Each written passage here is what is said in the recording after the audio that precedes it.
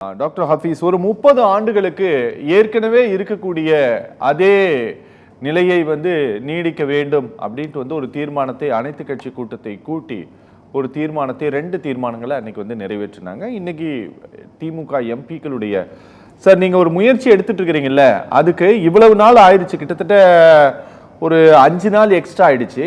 ஒரு கூட்டத்தை நடத்தி முடித்து, அனைத்து கட்சி கூட்டத்தை நடத்தி முடித்து, சார் இதுக்கு ஏதாவது ஒரு ஆதரவு வரக்கூடிய அறிகுறிகள் ஏதாவது உங்களுக்கு தென்பட்டிருக்கா? நிறைய வந்துச்சு. உங்களுக்கே தெரிஞ்சிருக்கோம், நான் தெரியாத மாதிரி நீங்க என்கிட்ட கேக்குறீங்க. சவுண்ட் வைங்க. இருந்தாலும் சரி சொல்லிடுறேன். சிவசேனா உதய் பால் தாக்கரே உடைய செய்தி தொடர்பாளர் ராஜ்யசபா எம்பி ஆமா இது நியாயம்தான், யார் யாரெல்லாம் குடும்ப கட்டுப்பாடு மக்கள் தொகையை கட்டுக்குள்ள வச்சிருக்காங்களோ அந்த மாநிலத்திற்கு பாதிப்பு அப்படின்னு சொல்லி அவங்க பேசியிருக்காங்க. 2வது ஆம் ஆத்மி கட்சியுடைய ராஜ்யசபா எம்பி அவரும் இந்த மாதிரி ஆமா இது மாநிலங்களுக்கு சில மாநிலங்களுக்கு பாதிப்பு தான் அப்படின்னு சொல்லி அவரும் சொல்லி இருக்காரு. அடுத்ததா ஜார்க்கண்ட் முக்தி மோர்ச்சாவும் டீலிமிட்டேஷன்ல தொகுதி மறுசீரமைப்புல திமுகவுடைய குரலை ஏத்துக்குது. சமீபத்துல கூட தெலுங்கானாவுடைய முதலமைச்சர் ரேவந்த் ரெட்டி அவர்கள் 2 நாளைக்கு முன்னாடி செய்தியில படிச்சது, இது தென் மாநிலங்களை பாதிக்கக்கூடிய வேலையை பாரதிய ஜனதா கட்சி செய்யுது அப்படின்னு சொல்லி பேசிக்கிட்டு இருக்காங்க. இதுவரையும் கடந்த 5 நாள்ல சிவசேனா, ஆம் ஆத்மி பார்ட்டி, ஜார்க்கண்ட் முக்தி மோர்ச்சா, காங்கிரஸ், கம்யூனிஸ்ட், கேரளா கம்யூனிஸ்டுமே அதே துணியில அவங்க பேசியிருக்காங்க.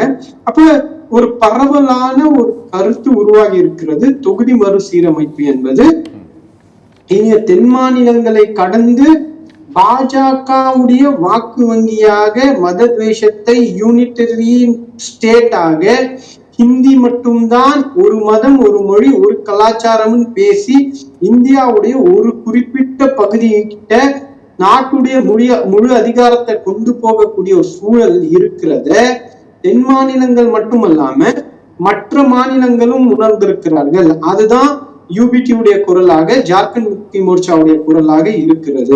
அப்ப இது 5 நாள்ல நீங்க சொன்ன மாதிரி ஒரு மிகப்பெரிய ஒரு விஷயம்.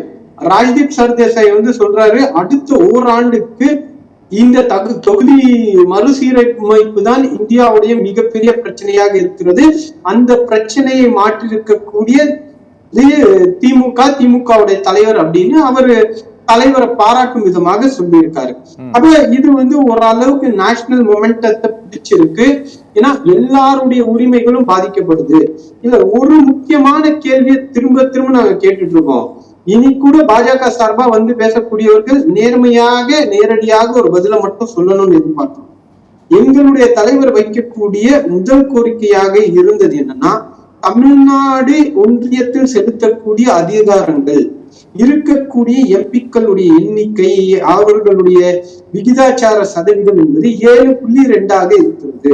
எந்த மாற்றம் வந்தாலும் அந்த 7.2% இருக்குமா அப்படின்ற ஒரு கேள்வி. நீங்க 1000 எம்பியா கூட மாத்திக்கோங்க. இன்னைக்கு 543 888 இல்ல, இடம் நிறைய இருக்கு.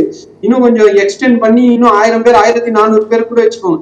ஆனா வைக்கக்கூடிய எண்ணிக்கையில் தமிழ்நாடுடைய சதவீதம் என்பது பாராளுமன்ற உறுப்பினர்களுடைய எண்ணிக்கையில் 7.2% இருக்க வேண்டும் என்பதுதான் முதல் நிலைப்பாடை நாங்கள் எடுத்தோம்.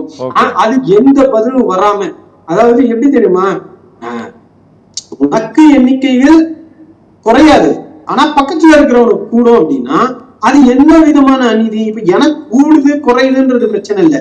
இங்க பிரச்சனை பாராளுமன்ற உறுப்பினர்களுடைய எண்ணிக்கை கூடுவதோ குறைவதோ அல்ல.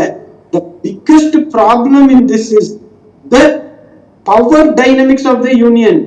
இங்க இருக்கக்கூடிய அதிகாரத்தில் பங்கு தரக்கூடிய பாராளுமன்ற உறுப்பினர்களுடைய சதவீதம், அந்த அதிகாரம் எந்த அளவுக்கு குறையுது, இல்ல அதே அதிகாரத்தை தக்க வைத்துக் கொள்ள முடிகிறதா மறுசீரமைப்புலன்றதுதான் ஒரு கேள்வி.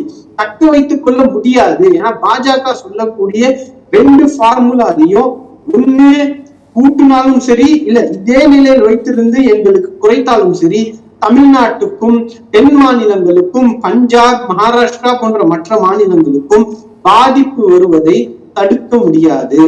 அதனாலதான் இந்த குரலை நாங்க எழுப்பியிருக்கோம். நாங்க யூனியன் மினிஸ்டர் கிட்ட கேட்கறது உள்துறை அமைச்சர் கிட்டயோ இல்ல பாரதிய ஜனதா கட்சி இந்த வேக்கனெல்லாம் பேச வேண்டாம், கூட குறையாத இந்த மழுப்பலான பதில்கள் எல்லாம் வேணாம். ஒரே ஒரு கேள்வி, டு த பாயிண்ட், ஒரே கேள்விதான். என்னுடைய சதவீதத்தின் அடிப்படையில் இருக்கக்கூடிய பாராளுமன்ற உறுப்பினர்கள் அதே அளவுக்கு நீடிப்பாங்க அப்படின்ற ஒரு உத்தரவாதத்தை சும்மா போற போக்குல பொதுக்கூட்டங்கள்லாம் பேச வேணாம்.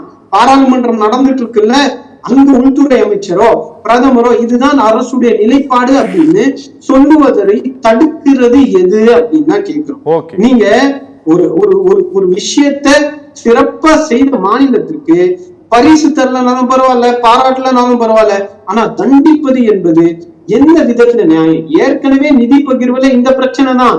நாங்க மக்கள் தொகையை கட்டுப்படுத்திட்டோன்றதுக்காக எங்களுக்கு கொஞ்சம் பணத்தை கொடுக்குறீங்க, ஆனா ஒரு பக்கம் நாட்டை பத்தி கவலை இல்லாம எதை பத்தியும் கவலை இல்லாம சில மாநிலங்கள் மக்கள் தொகையை கூட்டிக்கிட்டே போகுது, ஒரு நாட்டின் மீது பாரத்தை போடுது.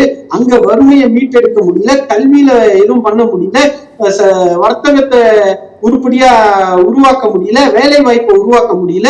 அப்படிப்பட்ட மாநிலங்களுக்கு நீங்க கூடுதலாக நிதியும் கொடுப்பீங்க, கூடுதலாக அதிகாரத்தையும் கொடுப்பீங்க, கூடுதலாக எம்பி தொகுதிகளையும் கொடுப்பீங்க, கூடுதலாக மினிஸ்டர்ஸையும் கொடுப்பீங்க. அப்படின்னா அப்ப தென் மாநிலங்களுடைய ஆதரவு இல்லாமல் ஒரு அமைச்சரவை, ஒரு அரசை, ஒன்றிய அரசை உருவாக்கக்கூடிய ஒரு சூழல் வந்துச்சு அப்படின்னா ரொம்ப ஆபத்தானது அப்படின்ற ஒரு மிகப்பெரிய அபாயத்தை, ஒரு நேஷனல் இன்டகிரேஷனுக்கான கேள்வியை டீலிமிட்டேஷன் மூலமாக திராவிட முன்னேற்ற கழகம் எழுப்பியிருக்கிறது. Okay okay okay okay